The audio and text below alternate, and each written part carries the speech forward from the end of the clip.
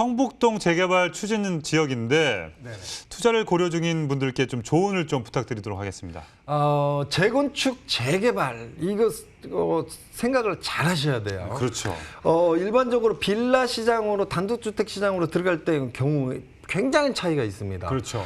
단독주택 같은 경우는 땅 평수가 굉장히 넓거든요. 지분이 어마어마하죠. 네, 재건축, 재개발하게 되면 한 채 혹은 두 채를 받는 경우, 그렇죠, 두 채. 아니면 똑같은 평수 두 채를 받다든가 아니면 작은 평수 하나 큰 평수를 받는 이런 구조로 갈 수도 있어요. 듣기만 해도 행복하네요. 땅 평수가 굉장히 넓기 때문에. 네. 그런데 빌라 같은 경우는 네. 다세대나 빌라로 갔을 경우에는 땅의 지분이 굉장히 낮습니다. 그렇죠. 네. 그러다 보니까 일반적으로 투자할 때는 내가 이 돈을 투자하고 들어가서 나중에 재건축, 재개발할 때 개발 분담금 일부 내고 새 집을 받겠지 생각하시는데 실제로 들어가서 보면 땅의 지분이 굉장히 낮기 때문에 지분 추가를 하셔야 돼요. 그렇죠. 그래서 지분 추가할 정도 규주가 나오려면 땅 평수가 13평 이상 정도는 나와야 된다. 그런데 빌라나 다세대 같은 경우에는 땅의 지분이 뭐 3평, 많게는 7평, 평균 한 4.5에서 5.5평 정도밖에 안 나오기 때문에 네네. 그 나머지 부분을 돈을 주고 사야 돼요.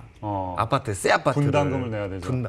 분담금하고 지분 분담금은 좀 다릅니다. 또 달라요? 네네. 그래서 개발 분담금과 지분 분담금으로 좀 생각을 하셔야 돼요. 그래서 그 지분 플러스 개발 분담금을 내야 하기 때문에 네. 사는 금액이 들어가는 경우가 많아요. 사는 금액이. 그럼 금액이 많이 들면 그 금액이 없으면 그죠? 어떻게 돼요? 그러니까 그 돈이 없다 보니까 현금 청산하고 빠집니다. 그러니까 투자할 때 재건축 재개발 시장에 들어가면서 투자하고 들어갈 때는 예를 들자면 막 1억 5천 많게는 한 3, 4억 가지고 나중에 7, 8억짜리 아파트를 받겠지. 네. 그러면 거기에 개발 분담금 적게는 1억 2천부터 많게는 3, 4억 정도 내고 들어가면 되겠지. 했는데 네네. 땅의 지분까지 사야 되니까 3, 4억 적게는 1, 2억을 더 내야 되는 이런 구조로 가다 보니까 그 돈이 없어요. 그래서 처음에 재건축 재개발 시장에 뛰어들 때 이미 프리미엄을 주고 들어가 버립니다. 그러니까 땅 살 만큼의 지분 살 만큼의 프리미엄을 줘버렸기 때문에 현금 청산하지 않으면 오히려 현금 청산하지 해야 되는 그 이상의 비용이 들어가 버리는 거죠. 예를 들자면 이거예요.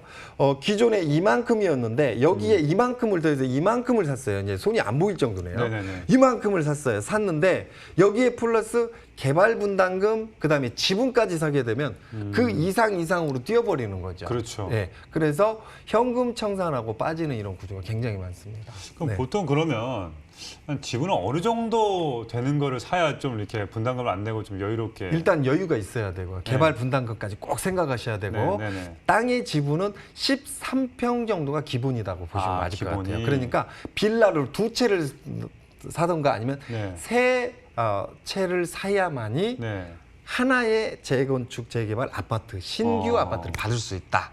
온박 개발 분담금이 대신 또 채당 금액으로 또 커지는 거죠. 그래서 어떻게 보면 재건축 재개발 시장에 지금 정도 뛰어드는 거는 지금 좀 늦은 감이 있다. 과거에 한 4, 5년 전에 조금 늦었다면 2년 전까지는 가능하지만 지금은 재건축 재개발 시장이 굉장히 핫하게 올라와 있는 시장이거든요. 그래서 이런 시장은 좀 조금 생각을 깊이 하셔야 된다. 고려를 해보면 좋겠다. 알겠습니다.